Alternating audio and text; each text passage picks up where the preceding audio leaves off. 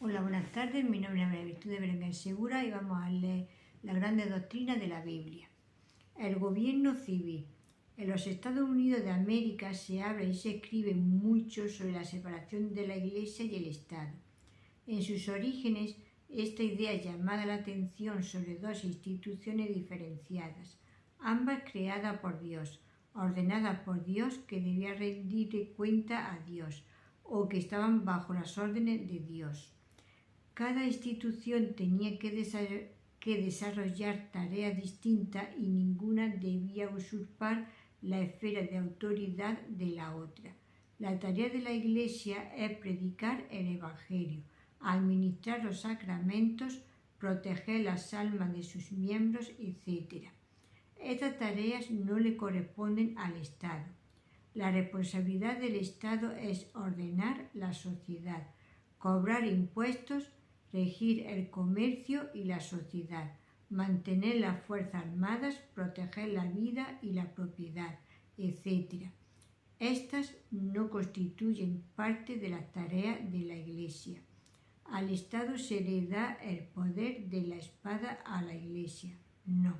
El apóstol Pablo nos declara: sométase toda persona a las autoridades superiores, porque no hay autoridad sino de parte de Dios, y la que hay, por Dios han sido establecidas, de modo que quien se opone a la autoridad, a lo establecido por Dios, resiste, y los que resisten acarrean condenación para sí mismos, porque los magistrados no están para infundir temor al que hace el bien, sino al malo. ¿Quieres, pues, no temer la autoridad? Haz lo bueno y tendrás alabanza de ella, porque es servidor de Dios para tu bien. Pero si haces lo malo, teme, porque en vano llevas la espada, pues es servidor de Dios, vengador para castigar al que hace lo malo. Romanos 13, 1 al 4. Según el punto de vista de Pablo, el gobierno civil ha sido autorizado por Dios. Cuando un gobernador civil es investido de poder en un sentido, se le ordena como un ministro de Dios. Su gobierno no es independiente de Dios.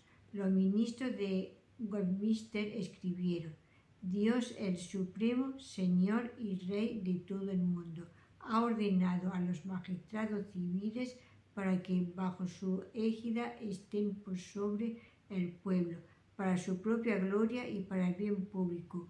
A este fin los ha armado con el poder de la espada para la defensa y el aliento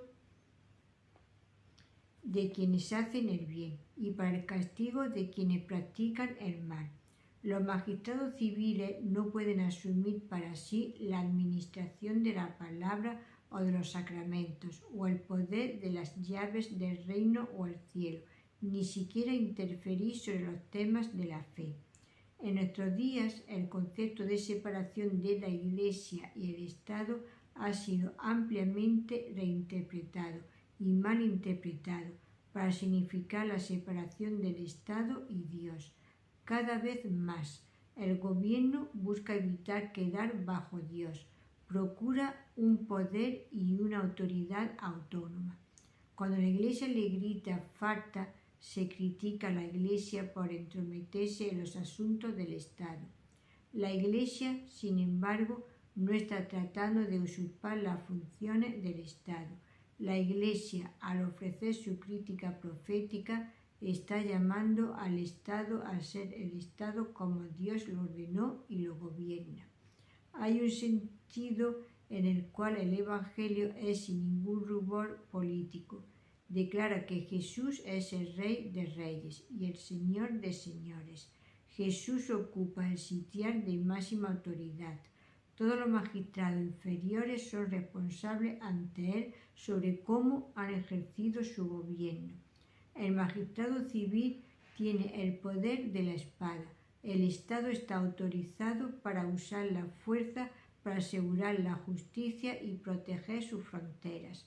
Los gobiernos no gobiernan por medio de solicitudes o sugerencias, gobiernan por la ley, aplicada por medios legales coercitivos, aunque los gobiernos con el poder de la espada tiene la autoridad de ejercer la pena de muerte y participar en guerras justas. Será responsable delante de Dios por el uso que hagan de la espada.